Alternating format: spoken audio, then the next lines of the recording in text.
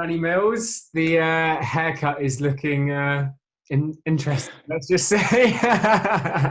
Lockdown trim, isn't it? Lockdown Lockdown trim. trims, yeah, Hugo. Little bit longer than since you were last on Forward to have it. Definitely a little bit longer. Hugo's is looking a bit trim, mainly because my housemate actually did it a few weeks ago. So he's coming to a bit of a habit of doing all of our friends' haircuts, including Hugo's. Decent. So Danny, you're well known to us since you joined the club. But for those viewers who aren't aware of who you are and your relationship with Dulwich Hamlet, how did you end up here? So previously, I've said I've known Gavin Junior Caddy for quite a long time now, probably about 4 or 5 years from the gym that I worked in. First started sort of speaking to them. I sort of knew who they were through obviously the club Dulwich Hamlet, but never really crossed paths with them. And sort of over the years, I've kind of been there or thereabouts, maybe to sign for Dulwich. They've always been interested in me, and for one reason or another, it hasn't happened. And I suppose last summer the stars sort of aligned really, and it was a great opportunity for me to come to the club, be a part of the academy, and it's one of the best decisions I ever made, really, signing at Dulwich. You know, unfortunately the season came to a halt, but I had a good season in terms of scoring 20 goals, and although the season wasn't maybe a success on the pitch in terms of a team, personally I've really invested into the football club, been a big part of things, and yeah, just looking forward to next season, to be honest. Those goals aren't going to be wiped in the record, are they? Well, we'll find out probably in the next few days. We'll find out if they're going to null and void it or they'll do the points per game. I think the solution should be this week. But either way, you know, you can't. I've enjoyed the season. Yeah, you can't deny those goals. They happen. Yeah. Are you a South London boy? Did you grow up in South London? I grew up in South London, so I was born in Croydon Mayday Hospital, and went to sort of primary school in Purley actually, and then moved when I was a bit younger to Fulton Heath, and that's where I pretty much I lived for the majority of my life until I moved to Kent, where I am now. So yeah, South London, born and raised, and yeah, loved it. Loved living in London.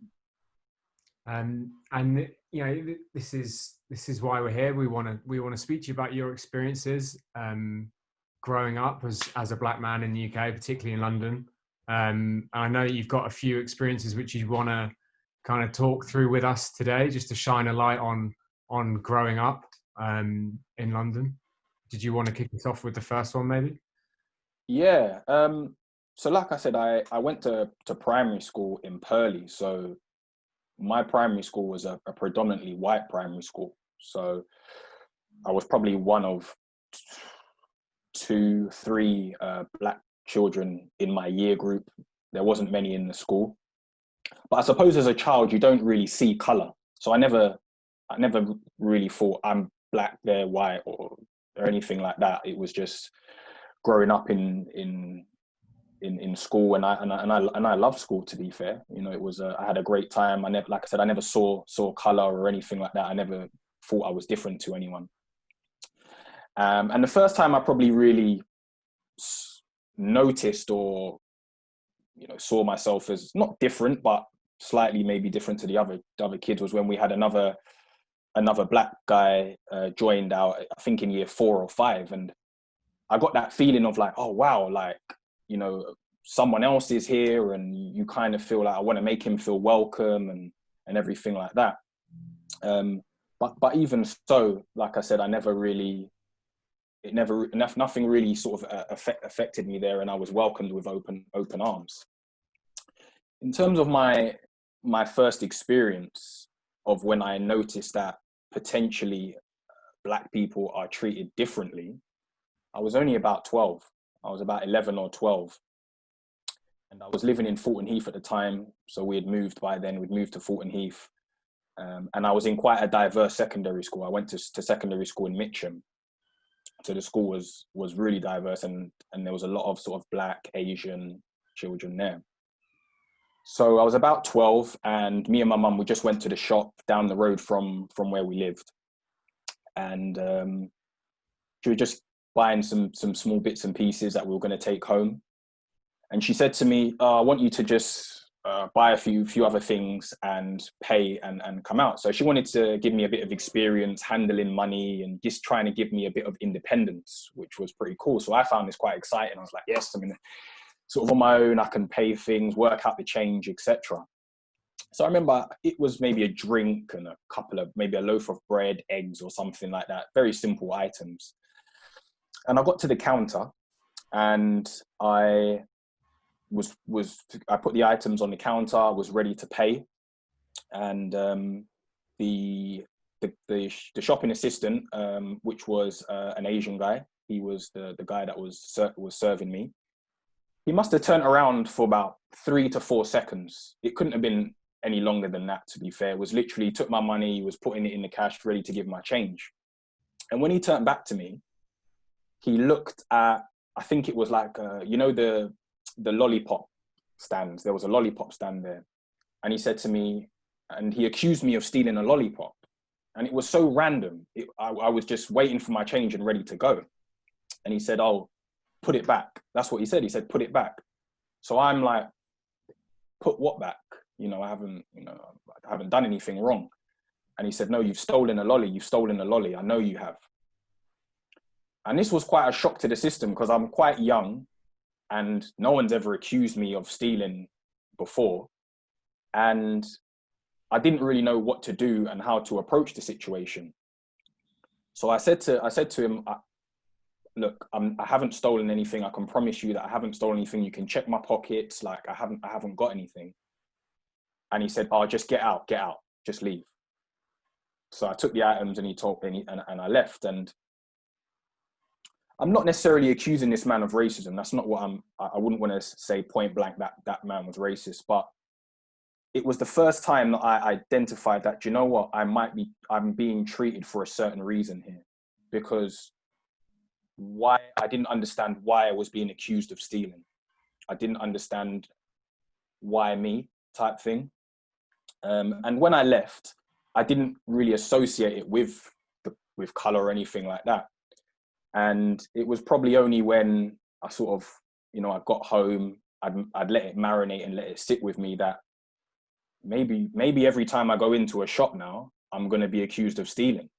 Maybe every time I go somewhere, people are going to look at me a certain way. I started questioning myself. Do I look suspicious? Bearing in mind, I'm 11, 12 years old. I don't know how you can really look too suspicious at that age, really. But I was a child. So it was a shock, like I said. And like I said, I started questioning myself and was really quite nervous and anxious every time I went into a shop after that. Because I thought to myself, I didn't ever put my hands in my pocket after that. Every time I was at the counter, I made sure that I was visually not stealing, if that makes sense. Like I wanted to really overdo it, really, like not stealing, hands here, etc.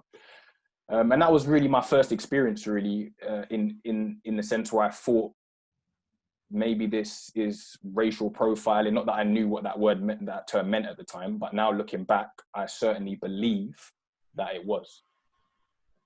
So that was really the first instance of you kind of recognizing the fact that this was having a big impact on how you led your day-to-day life. 100%. And I was only 12 years old.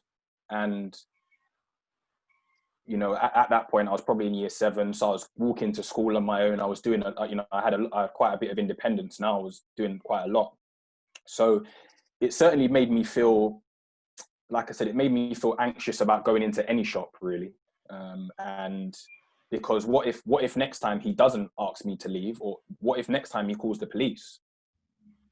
What if the police then take his side? Then what? So all these things start going through your head. And, you know, luckily after that period, I didn't really have any sort of experiences like that particular one. But certainly for a long time after that, I didn't feel comfortable going into a shop. Did you speak to your mum about it? So not immediately. because I know what my mum's like, and she probably would have gone straight back down to the shop, and she would have said, "How dare you accuse my son of stealing," etc., etc. So I let it marinate. I let it sit for maybe a day or two, and then I told her, and I said, you know, because she asked, "Why did it take you so long to get home?" It was on literally pretty much on the same road where the shop was.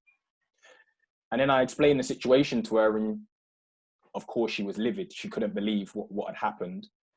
And, you know, we sort of just had a conversation really about, you know, you have to make sure, and she didn't speak about color or anything. You know, she didn't speak about being black. It was just, you need to make sure that you are, not that it was my fault, of course, but you just need to make sure that you're trying to not maybe look a certain way, or people are gonna maybe judge you a certain way, and you need to just be who you are. Don't let people maybe accuse you of this stuff, and stand your ground, because I know you're not a thief, etc. But I think it's just being more aware of your surroundings. I think that's what I kind of took from it. But she wasn't happy, put it that way. She was not happy, and yeah, that was really it, really. Do you think it would have helped in any way if she'd been like brutally honest and just said, you know, this likely happened because you're a young black kid who is assumed to be more suspicious? Yeah, maybe, but then maybe not, because I think I'd already got that anxiety from going into a shop, regardless of whether it was because I was black or not, if that makes sense. So even if maybe it was, look, as a black boy, you're going to be suspected of X, Y, and Z, it might have brought about a small change, but that conversation didn't really change the outlook I had on myself, really, and how I kind of conducted things daily, to be honest. And we didn't maybe start having those chats till maybe a little bit after, in terms of that, you know, that aspect of things. But, you know, it certainly made me more aware and a bit more streetwise as well. That's what it definitely done to me. I think this is one of the topics that Ben and I have kind of raised before we started recording all this, that when we talk about white privilege, and these are kind of anxieties and issues that when we were kids we never even had to think about. And here already, with your first example, you've kind of come up with something where you're showing how you're compensating before you've even stepped in the door of an establishment. And I think having to confront that, even in just a small way, from being so young, kind of sort of shows the depth of what we're talking about here. It's like, maybe that. Go on. No, you. I was just going to say, it's like, in terms of white privilege, it's like, if you're white, you're innocent until you're proven guilty. If you're black, you're guilty until you're proven innocent. Like, you've already lost when you walk in the door. Like, you're already expected to bring some sort of trouble into that guy's shop. Which, yeah, I certainly thought. When I look back now, like I said, I don't want to necessarily accuse that man of racism. Maybe people had been shoplifting from his shop quite recently, and he was maybe a bit nervous and maybe wanted to, make sure. But then at the same time, maybe not. You know, maybe he's looked at me and thought, you know, but ultimately he misjudged the situation. And unfortunately, probably without even realizing it, he's had such a big effect on a young person, which they've taken now, which they've had to take on in their life, in terms of making them nervous. I don't think I stepped back in that shop for a long time, to be honest. I was really anxious about going into the same shop, and that was a shop down the road, which I would have probably gone in quite a lot, you know. So. Yeah, so I mean, you're not even a teenager yet, and you're already having to kind of adapt your behaviours to make sure that kind of thing doesn't happen again. And so how old were you when you had the second experience that you wanted to cover? So this was a completely different experience. I was 20 years old, and to just put a bit of context into it, I not long past my driving test. Well, probably about a year or 18 months, and I hadn't long been driving. So I had I think I had a blue Peugeot 206, which I used to call my blue machine, and I had an accident and crashed the car. So I was given a courtesy car, and the courtesy car was basically a brand new car. It was a 2010 Polo, I think it was. And I was I was excited because it's a new car. I'm probably not going to have it long, but I thought, oh, I'll enjoy it while I have it. And I was a little bit, I suppose you're a little bit nervous and anxious being young, being black, and having a car like that, because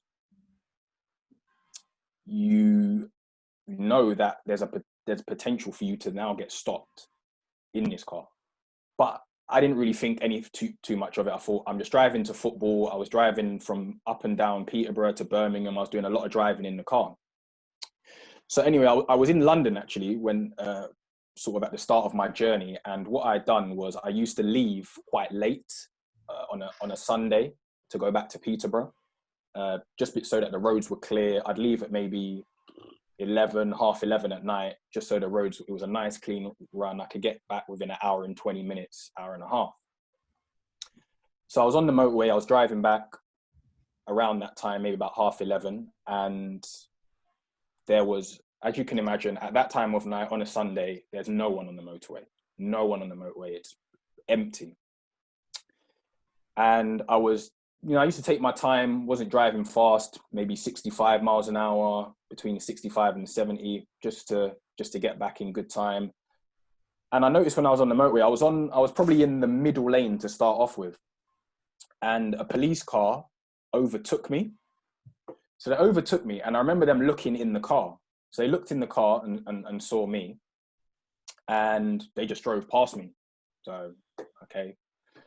But then I saw them slowing down, and I thought, I didn't really think anything of it. So I just moved into the left lane. I was just driving at my, again, about 65 miles an hour. And then eventually they ended up behind me. And I thought, okay, right, I'm prepared now to be stopped. I'm ready to be stopped. I know this is going to happen. Fine. So eventually they obviously pulled me over and stopped me, flashed their lights, etc. And I pulled over, obviously on the verge. I think my car was slightly in the left lane, slightly. But as you can imagine, there's no one on the motorway. Literally no one. There's two cars, and that's me, and that's the police car. And the policeman came running over the car, bang, bang, banged on the window really aggressively. He said, "You're in the left lane, move over, move over." And I thought to myself, all right, you don't need to be so aggressive the way you're saying it. There's no cars. It's not 5 o'clock on a weekday. Everyone's not leaving work. So I was like, why are you being so aggressive for a start? So I moved my car over the 2 inches that I needed to, and then got out of the car. Then he came back out and he said, "You're driving too slow. That's why I pulled you over." I was driving too slow. So I was confused because I was like, driving too slow. I wasn't driving at 30 miles an hour on the motorway. I was driving about 65 miles an hour, 67 miles an hour. So I'm within the speed limit. I'm not driving in any way which will suspect you that suspect I'm drunk or anything like that. Said, "You're driving too slow." And I was like, well, I said, how fast should I be driving? I'm driving between 65 and 70. And he said, "No, you're just driving too slow. That's why we've pulled you over." And he said, "Is this your car?" And I said, "No, it's not." And before I could even explain that this was a courtesy car, he had this big grin on his face. And I always remember the grin that he had on his face. He said, "Oh, okay." And he was just about to tell me to get out of the car. And I said, "Well, firstly, it's not my car. This is a courtesy car. And I've had the car for a couple of months now while my car's been waited to be written off." And then he said to me, okay, well, I'm going to have to verify that because I don't believe you. I was like, okay, fair enough. Go and look at the license plate. You can check that it's a courtesy car. And he wanted my license.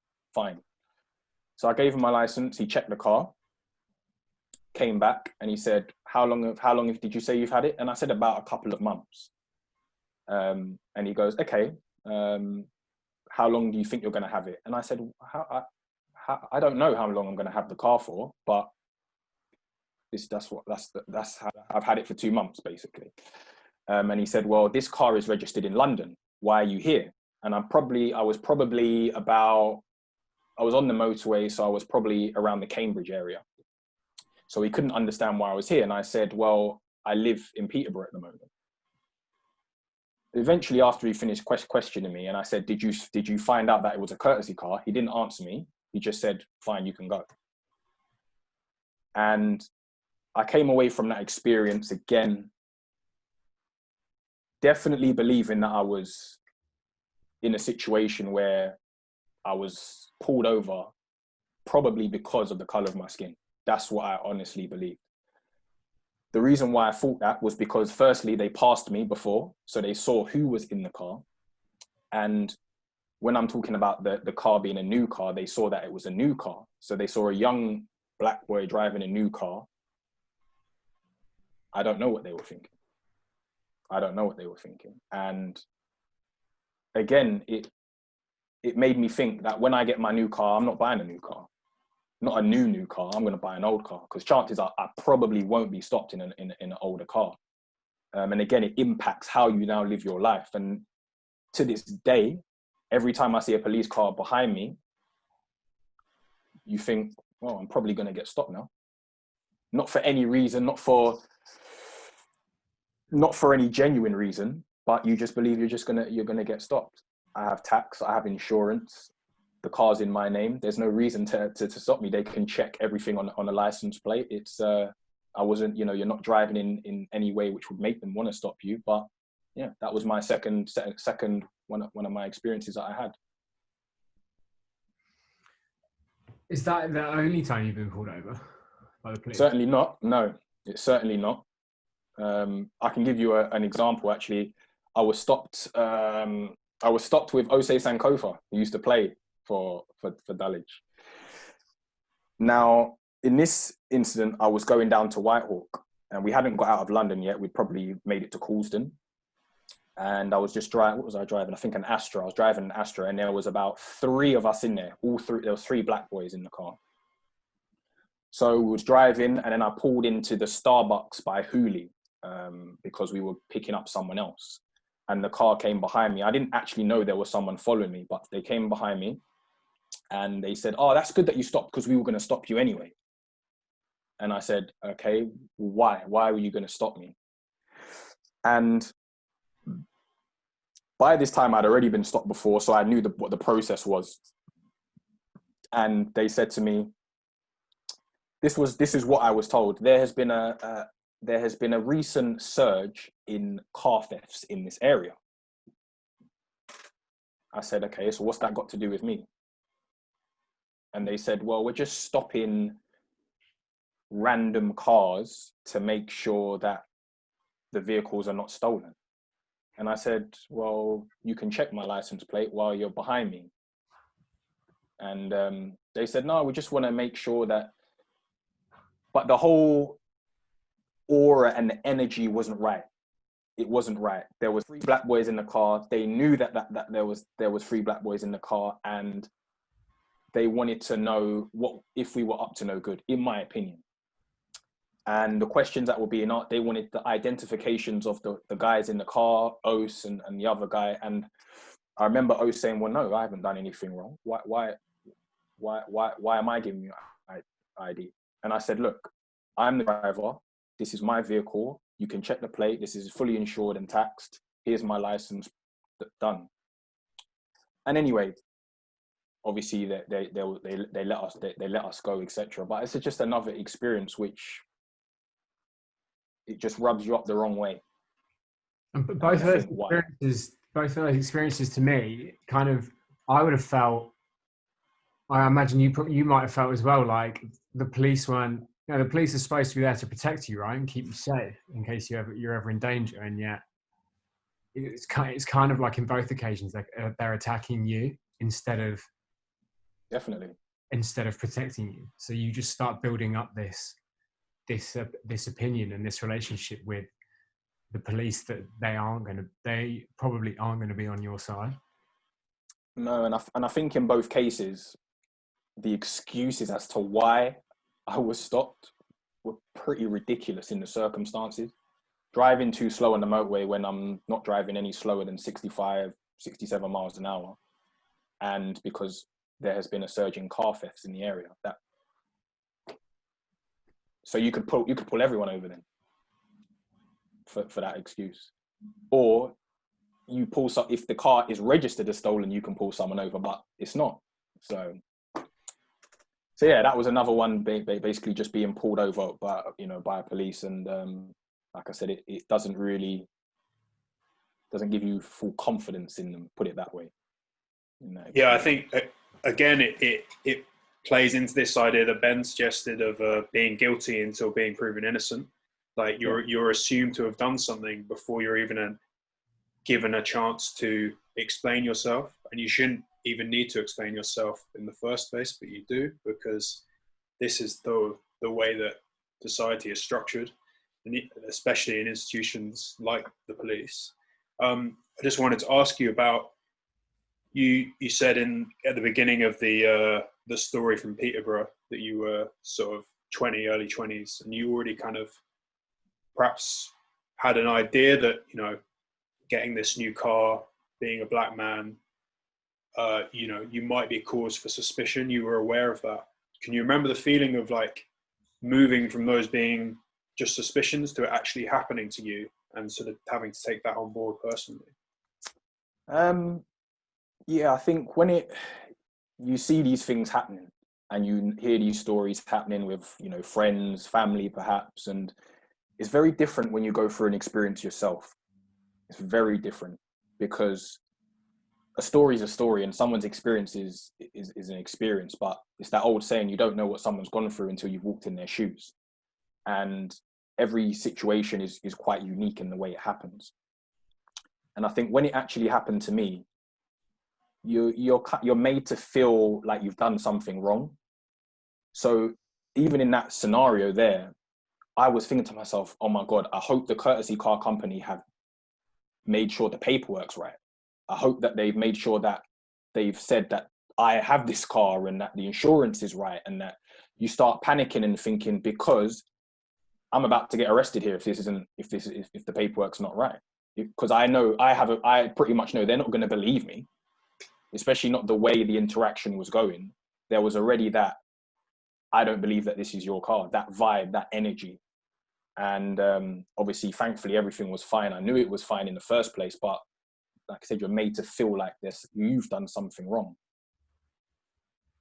It's a total lack of trust, right? And because of that, a total lack of respect on their side. Yeah, definitely. And I don't know what, again, I can't accuse that individual of being racist, but what I can say is that I definitely think that there was a motivation to stop me because I was black. That's what I felt at the time, and that's what I still feel to this day. And I don't know what thoughts were going through his head or whatever, but you know, it's again, it's just another experience. It's another experience. I know there was a third one you wanted to take us through as well. Can you take us through that? Yeah. So this again is very different to the other two experiences, and it involves being stopped by the police again, but for a different reason. So I used to work in Beckenham at the David Lloyd there, and I was a part of the sort of management team there. So as part of your responsibilities, you have to close the club at night. So you're the last to leave. You set the alarms, make sure everything's closed, windows are closed, etc. So I was just going through a normal close. I was counting tills, cashing up, etc. Locking up, set the alarm, made sure the last staff had left and all the last set of members had left the club. And I drove out and I was locking the gate to come out. And I want to make it clear that I was wearing David Lloyd uniform.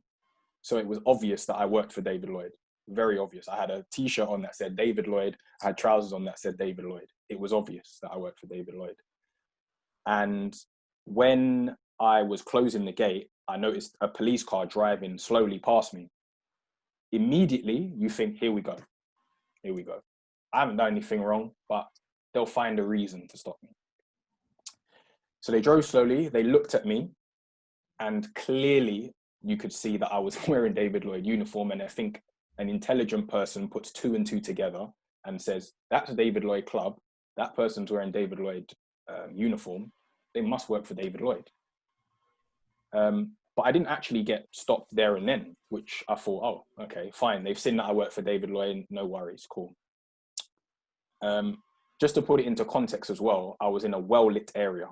So David Lloyd obviously had a lot of floodlights by the entrance. I'm assuming CCTV, etc. So I got in my car and I drove maybe 50, 60 meters down the road, blue flashing lights. And I was pulled over. And I thought, why didn't you just stop me there? You've driven past, you've looked at me, just stop me there. So they pulled me over and I said, can I help? Is everything okay? Like, and they said to me, well, we just wanted to stop you. We were just turning around because we just thought like it was a bit suspicious that you were coming out, and it just didn't look right. I was like, okay. So by this time I'm a bit older, I'm about 24 years old. So I'm a bit more streetwise. I've gone through a few experiences and probably a bit more confident in backing myself now.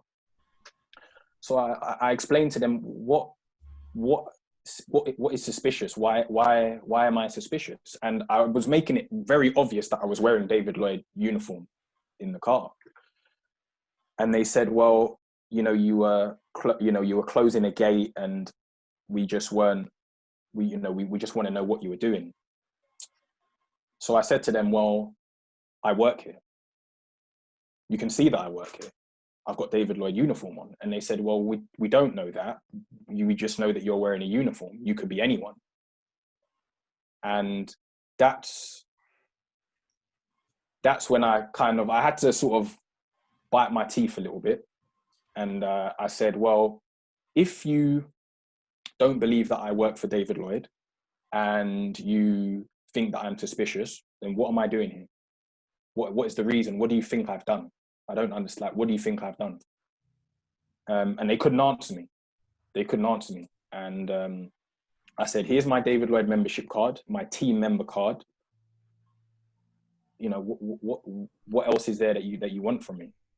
And they said, no, we just wanted to make sure it looked a bit suspicious. And like I said, I had to bite my tongue because it was the first time that I'd really felt real anger, I think, because I'm just doing my job.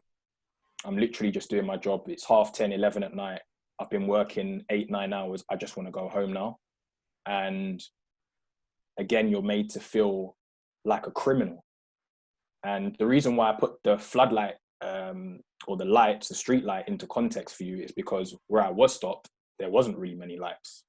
There probably wasn't CCTV. And it's not a long time ago, but I think now we have we've got camera phones now. People are filming more, and probably if I was in that situation today, I probably would have filmed it and probably would have said, well, I want you to explain why. What looks suspicious? What is suspicious? Why do I look suspicious? Because I was literally doing my job. I was in full uniform. There was no reason to not believe what I was saying. But again, another situation where I felt very uncomfortable and very angry with the way I was treated. Even if they were being genuine, they might have been, but it didn't feel like that, that's for sure. Because of the way they drove past, saw me, turned around, specifically came into an area where there maybe wasn't many people.